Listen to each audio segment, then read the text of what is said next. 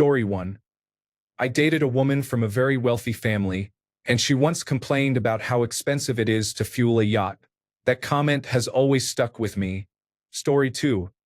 A director at my firm complained about how lonely it was to fly first class.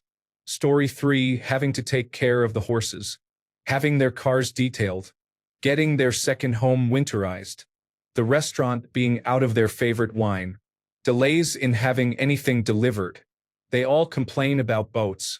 Basically, imagine that everything in your regular life is taken care of, so the only things you have to complain about are those you choose to be involved in.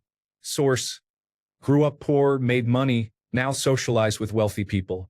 Story 4. They say they are burnt out from traveling too much and really need a break from their vacations. Story 5. I was helping a customer with some paperwork. He told his friend he liked having a sports car, but he found it annoying to receive parking tickets in Italy. Authorities cannot pursue him beyond the national border, so he ignores them, although they remain a nuisance. He seemed less bothered when I said I did not have a car and had walked to work that day, which was over 90 degrees. Story 6. I have a friend who keeps redesigning her house. She is always in the middle of a construction zone, fussing over different types of marble tile or shades of eggshell and sage. She is never happy with her large house. I don't get it. I think if I had a fraction of her money, I'd be happy. But maybe she is just bored? Story 7. People who can afford never to use public transportation describe trains and buses as if they are Mad Max hellscapes. Story 8. How poor people make bad financial decisions. For example, why do people not pay for a house outright? Why pay all that interest to a bank? Yeah, never thought of that. Silly me. Story 9. Complaining about how expensive your chosen destination has become over the past few years. Story 10. 20 years ago, when my father was the chief executive officer of a Fortune 100 company and received a salary plus stock options, he was driving me back to my college in a major city. He refused to park in the nearest parking garage because it charged $5. He thought the fee was ridiculous. We drove around for 15 minutes until he found a free parallel parking space, and then we walked back to my college. Story 11. For me, it is not a complaint but a statement. I enjoy quality.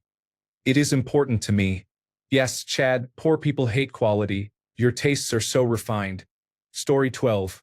My wealthy boss used to complain that he did not have enough time to use his jacuzzi as often as he wanted. Story 13.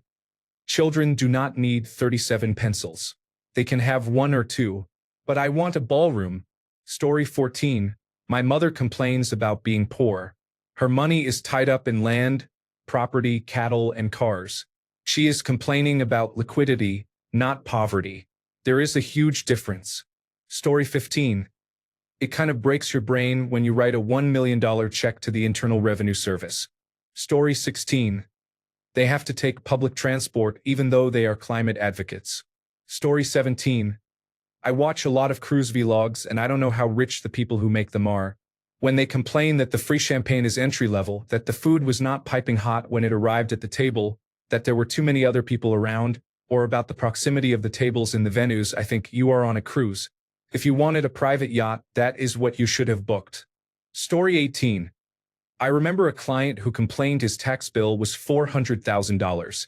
I understand that is a lot, but in fairness he had earned $1 million and owed $400,000. Story 19. A friend of mine said her daughter, who works at a local grocery store, told us that some residents, people who spend less than 2 weeks a year at their exclusive homes on a nearby lake, think they should have a designated checkout line. Story 20. I used to work front of house at a large opera, and I once overheard two wealthy donors complaining about the cost of winter wheat for their horses. That stuck with me. Story 21. Taxes are incredibly obnoxious and tone-deaf. The lower people's taxes are, the more they complain. Story 22. Whenever they do the whole "we are not actually that rich" routine, they claim that once you take into account sending their 4 kids to private school, paying the mortgage on their McMansion, car payments on their 2 luxury SUVs that they replace every 2 years, eating out with drinks every other night, taking 2 international vacations a year, and other expenses, they have very little money left over. Story 23. They are the main characters in the world, and everything is convenient for them. Story 24. It is difficult to manage all their possessions. Story 25. Poor people are poor because of another class of equally poor people, not because of billionaires getting the middle class. Story 26. They tell me they cannot afford it and that I have no idea how hard it is, saying this directly to my face, even though I have always been near the poverty line, laughing out loud while their annual income is at least 10 times mine. Story 27. They have absolutely no idea how much eggs cost. Story 28. If you give poor people health care, they will stop showing up to their minimum wage jobs. Story 29. They complain about boats in a way that makes it sound like I own one. Story 30. One of the owners of the company I worked for complained about how expensive it was to fly his family to his vacation home in Florida. I was in my late 20s, had many family medical bills, and had just welcomed my second child. I had to budget carefully to afford filling my gas tank. We lived in two very different worlds. Story 31. I have had stay-at-home moms complain about how hard it is to find help. These women married rich, and their only work is attending afternoon Pilates, yoga, or Zumba classes and drinking during the day with others afterward. Story 32. Property taxes. Oh wow, it must be tough owning a house outright and having to pay $10,000 a year for a property worth $1.5 million to $2 million. Story 33. Kept men and women, or the generationally wealthy, who become overwhelmed by how busy they feel despite having nothing but leisure time. Story 34. We haven't been to the lake house in months. I'm dying to get out on the water in the speedboat. Story 35. I've been a chef for 2 decades. I've managed kitchens at luxury hotels, high-end catering, and Michelin-starred restaurants. This is actual dialogue from rich and entitled adults. Here are a few of my favorites. My juice is too cold. My day is ruined. If you cannot provide my morning bone broth, I cannot function and I want a room discount immediately.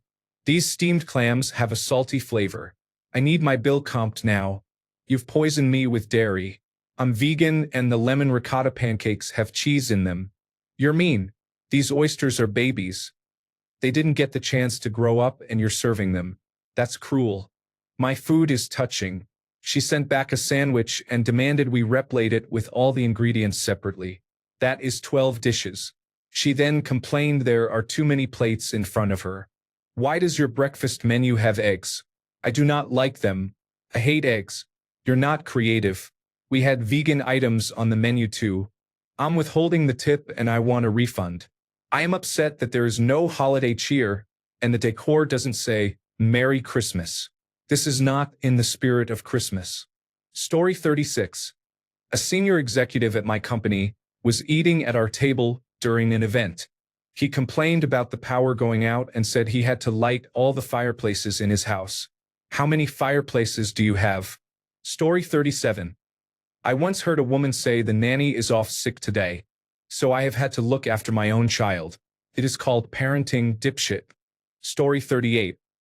It is usually people who live in quiet areas near a large city who notice how loud the flight path above their house is, because the flight noise is not drowned out by the usual hustle and bustle of a densely populated neighborhood. Story 39. A family friend once complained to me that he spends a couple of $1 million a year just to ensure his art collection. Story 40. We went to the 5-star resort, but it was at best a 3-star resort. The plane ticket alone was my monthly salary. I had to leave the room because my eyes were doing cartwheels. Story 41. I really despise hearing rich people complain about having to pay others to do the work that makes them rich. Story 42. Taxes. I work in financial services, and hearing people complain that they owe over $100,000 in taxes has always struck me as odd. You owe $100,000 because you earned $500,000 this year, which still leaves you $400,000 to do whatever you want. Story 43. Saying money doesn't buy happiness while clearly being insulated from most real problems. Story 44. At a charity walk for my husband's office last spring, I walked beside the vice president's wife. When we discussed summer plans, she complained that they only get to go to Europe twice. Story 45. Unavailability of items. Some people cannot understand that if you do not have item X available, You cannot sell it to them no matter how much they offer. Story 46. My mom owns 2 houses and is always complaining that she cannot remember which items are in which house. For example, the carpet shampooer. Story 47. Complaining about changes to laws regarding home ownership and purchases, especially saying there is so much extra paperwork and hoops to jump through.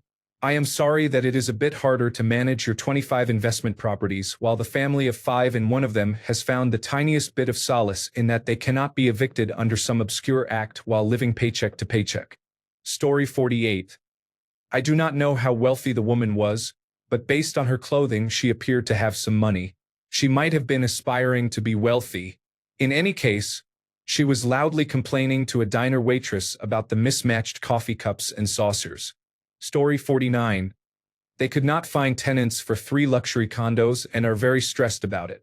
They are not working. It is their husband's money. I understand, but I am struggling to buy my first house while working 12-hour shifts 5, sometimes 6 days a week.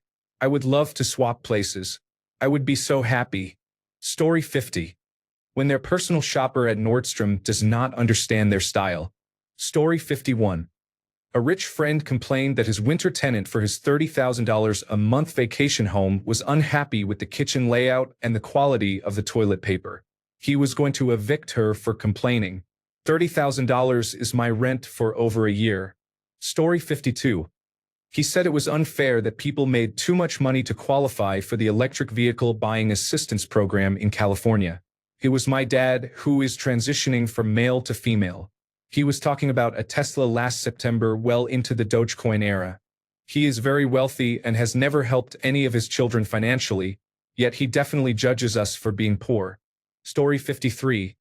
They hate leftovers and will throw reheated food in the trash rather than eat it, especially when heated in a microwave.